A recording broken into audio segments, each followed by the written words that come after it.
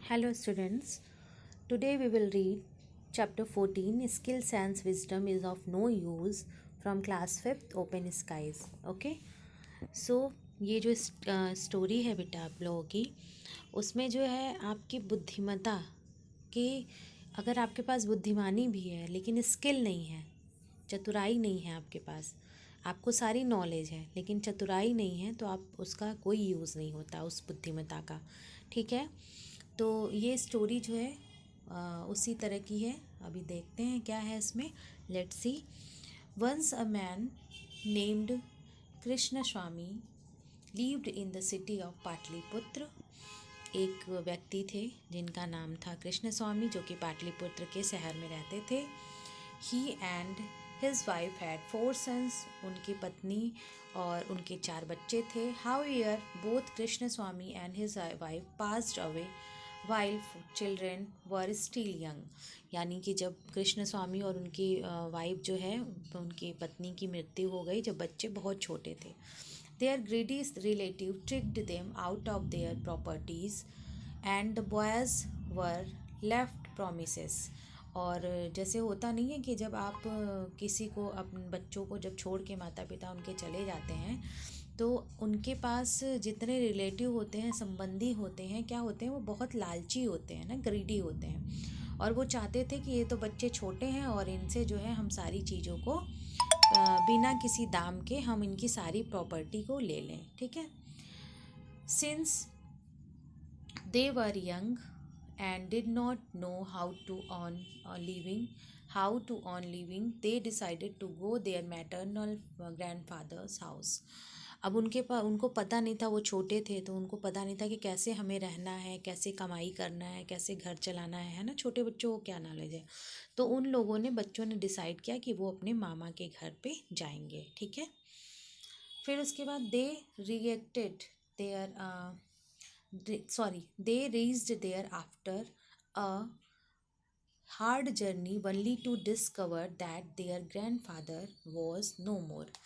लेकिन जब वो वहाँ पे पहुँचे लंबी जर्नी के बाद, तो उनको पता चलता है कि उनके जो ग्रैंडफादर थे वो भी नहीं रहे। यानी दादाजी मामा जी है ना, सब लोग रहते हैं, तो दादाजी उनके नहीं रहे।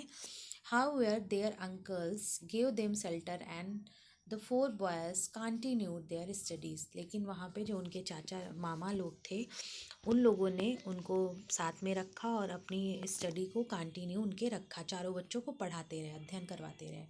एज मंथ पास, जैसे ही कुछ महीने बीते, the kind treatment started to when and they were no longer treated well are given enough food for proper class। और क्या होता है कि जैसे ही ट्रीटमेंट शुरू होता है, यानी कि जैसे जैसे दिन बढ़ता है, तो हर कोई एक जैसा बिहेव नहीं करता है ना। जब आप किसी घर जाते हो तो वो क्या, 1 दिन 2 दिन अच्छे से आपको ट्रीट करता है, अदरवाइज़ फिर से आपके साथ गलत व्यवहार करने लगता है। तो वो धीरे धीरे क्या होता है कि उन लोगों को पढ़ना लिखना भी छुड़ा दिया जाता है और सही से खाने कपड़े भी नहीं दिए जाते हैं। ठीक है। तो उनके साथ ऐसा बिहेव होने लगा। देन क्या होता है, फिर देखते हैं। The boys did not know what to do. अब उन बच्चों को पता नहीं था कि उन्हें क्या करना चाहिए। One day as they sat together thinking about how to end this pitiable situation, the eldest brother said, what shall we do now। अब एक दिन बैठे सब साथ में सोचने लगे और आपस में बात करने लगे, और इस इतनी दयनीय, पिटिएबल सिचुएशन यानी दयनीय स्थिति जो थी उनकी, अब उससे वो घबरा गए थे। तो सबसे बड़ा वाला जो भाई है, उसने कहा कि what shall we do now. अब हमें क्या करना चाहिए, क्या करेंगे अब हम। We much we can not continue to look live like this. हम ऐसे नहीं रह सकते ना। It seems to me that we should master some skills which will help to us learn a lot of money and be free our present problems. और हम जो है ऐसे कंटिन्यू नहीं रह सकते हैं, और हमें कुछ अब ऐसे कुछ स्किल्स सीखनी चाहिए, कुछ ऐसी चीज़ सीखनी चाहिए जिससे हमें पैसा मिले और हमारी सारी प्रॉब्लमों से हमें मुक्ति मिल जाए। All the brothers like this ideas and started discussing what kind of knowledge should master. अब चारों भाई जो है आपस में डिस्कस करने लगे, एक दूसरे को विचार देने लगे कि कौन सी नॉलेज जो है हमें मास्टर बना सकती है। After some discussion decided that it would be best if they magic powers. if they acquired magic powers which would help to bring a steady income. और तब उन लोगों ने चारों ने बात करते करते धीरे धीरे डिसाइड किया, निश्चय किया कि उन्हें मैजिक जो जादू का पावर सीख लेना चाहिए, जिससे उन्हें काफ़ी पैसे और इनकम मिलेंगे. With this plan in mind, each of the brothers set off in different directions.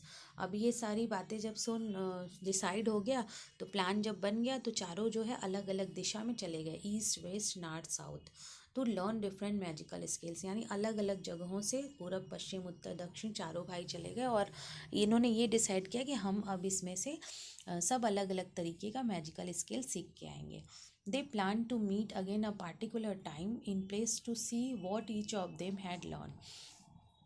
उसके बाद उन्होंने ये भी निश्चय किया कि जब मिलना होगा तो सभी लोग एक साथ आएंगे सीख के, और उस समय हम लोग मुलाकात एक जगह पे करेंगे. Many months later, when the time to meet closer, all four brothers started out for the appointed place.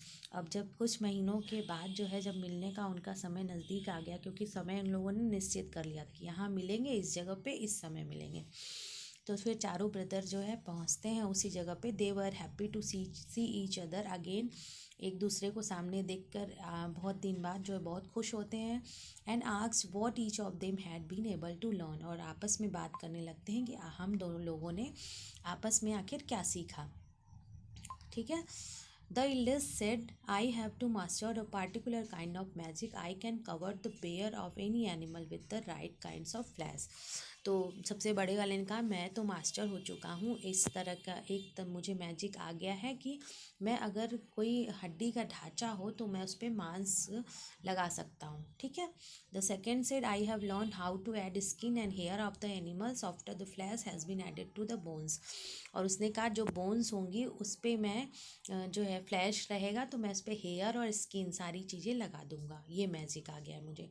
The third said, I know how to create the limbs of animals whose bones have been cloth with skin flesh and hair. और तीसरा जो कह रहा है वो भी जो है सारी चीज़ों को क्रिएट कर देगा, जब सारी चीज़ें बन जाएंगी तो उनको सेट कर देगा. ठीक है. Flesh has been added to the bones, मतलब फ्लैशेस में जो है बोन्स वगैरह भी अच्छे से वो लगा देगा. ठीक है. And the fourth said, when such an animal is fully formed I can breathe life into. अब चौथा वाला जो बोलता है भाई, उसने कहा कि मैं तो उसमें सांस प्राण डाल दूंगा.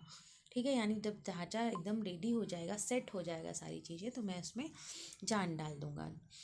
But the four brothers were very pleased to discover that they had all acquired a skill which would be used together for the mutual benefit. अब जब चारों भाई जो है बहुत खुश होते हैं कि हम लोगों ने ऐसी स्किल सीखी है कि हम चारों की स्किल जब एक जगह होगी तो हमको बेनिफिट होगा उसका.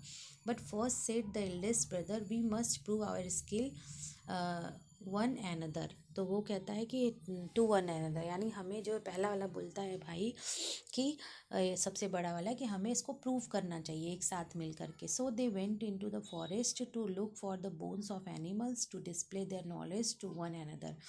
अब जो है ये जब जंगल में जाते हैं तो वहाँ पे जो है उनको कुछ बोन्स मिलती है, हड्डियाँ, यू कैन सी हियर. तो उनको दिखती हैं तो सारा कलेक्ट करते हैं कि उस पर अपनी हम लोग जितने स्किल हम लोगों ने सीखा है उसको शो करना है, डिस्प्ले करना है. Soon they found some scattered bones on an animal and the first brother used the magic spell to cover the bones with the proper flesh. अब जो है वो सारी हड्डियों को मिला करके उस पे बोन्स को फ्लैश लगा देता है प्रॉपर, यानी हड्डियों पे मांस हल्का चढ़ा देता है. Then the second and the third brother added the skin hair and limbs respectively. और उसने जो है सारी चीज़ें प्रॉपर कर दी, यानी एक जानवर उसने तैयार कर दिया. When this was done, they saw that they had made a lion. उन्होंने जब कंप्लीट कर लिया तो उन्होंने देखा अरे हमने तो शेर बना दिया है. As it was the turn of fourth brother, अब चौथे की बारी थी. See, I will bring to life now and mutter a spell. देखो अब मैं इसमें जान डाल दूंगा. फिर इस पर जैसे होता नहीं कुछ मंत्र बोलना, तो वो मंत्र जो उच्चारण करने लगा. As soon as he did that, the huge lion, wait a minute, wait, okay, then huge lion arose stretched and its limbs and roared loudly. अब क्या होता है, अचानक से एक बड़ा सा लायन जाग जाता है और जो है अपनी बाहों को फैलाता है, उसके बाद तेज से दहाड़ता है, showing it's fearful sharp teeth. तो उसके जो है दांत वात सब दिख रहे हैं जो बहुत ही डरावने दिख रहे हैं। Then they before they could realise what was happening, और उसको उन लोगों को बाद में ये रियलाइज़ होता है कि क्या घटना घट चुकी थी। The lion charged as the four brother and caught ate each one. और क्या किया, वो जो लायन था वो भूखा था और इन चारों को खा गया वो। Thus the four brothers died because of the foolish mistake bringing a ferocious beast of life ferocious. फिर उसके बाद क्या होता है कि जब चारों ब्रदर ख़त्म हो जाते हैं, मतलब उनका एंड हो जाता है, किस लिए, उनकी मूर्खता की वजह से। उन्होंने बनाया भी तो ऐसा जानवर जो कि उन चारों पे ही भारी पड़ गया। This proves to that if you lack wisdom and common sense even the best skills can not help you. अभी जैसे मैंने बताया कि आपके पास अगर बुद्धिमत्ता की कमी है, कॉमन सेंस की अगर कमी है, तो आपकी स्किल्स भी आपका कुछ नहीं कर सकती है। At the end of the story, Betal asked King Vikramaditya, "Now tell me, King, which of four brothers was responsible for our deaths?" अब देखो उसमें फिर जैसे तुमने एक विक्रम और बेताल की कहानी सुनी है ना, तो विक्रमादित्य के ऊपर बेताल हमेशा बैठा रहता है और पूरी स्टोरी विक्रमादित्य सुनाते हैं। और सुनाने के बाद बेताल उनसे एक क्वेश्चन करता है कि ये बताओ कि जो है चारों ब्रदर में से रिस्पॉन्सिबल कौन था सबकी डेथ का, सबके जो मृत्यु सबको एक साथ आई। किंग विक्रमादित्य रिप्लाइड, तो उन्होंने रिप्लाई दिया, the fourth brothers who brought the lion is the guilty one. तो उन्होंने कहा जो चौथा वाला भाई था जिसने कि लायन को जिंदा किया है, वही सबसे बड़ा रिस्पॉन्सिबल था इसका। The other created to the flesh skin and limbs without knowing what kind of animal would be formed. क्योंकि सभी तो बस स्किन बना रहे थे, हड्डी मांस सब लगा रहे थे, उन्हें क्या पता था कि कौन सा जानवर तैयार होगा। But even after realising that it was dangerous, लाइट जब बन गया वो सारा पूरा उसका फ्लैश लग के एनिमल जब रेडी हो गया, तब तो पता था कि ये तो लॉयन है। The fourth brother wanted to show off his knowledge, और उसने अपने नॉलेज को शो करना चाहा, मतलब दिखावा करने के लिए उन्होंने इसमें जान डाली। Hence he is responsible for his on and his brothers death, और वही रिस्पॉन्सिबल है अपनी और अपने भाइयों की मृत्यु का। This was indeed the correct answer to the riddle and Betaal vanished. और जैसे ही उसने करेक्ट आंसर दिया, बेताल जो है गायब हो जाता है। Once again king Vikramaditya had to try and catch the demon. और उसके बाद फिर से एक विक्रमादित्य उसी पेड़ के पास जाते हैं जहाँ पे बेताल टंगा रहता है ना, लटका रहता है वहीं पे। तो आप जानते होगे, ये स्टोरी में भी देखे होगे आप। ठीक है, so students, if you have any type of problem you can discuss with me. Okay, bye bye.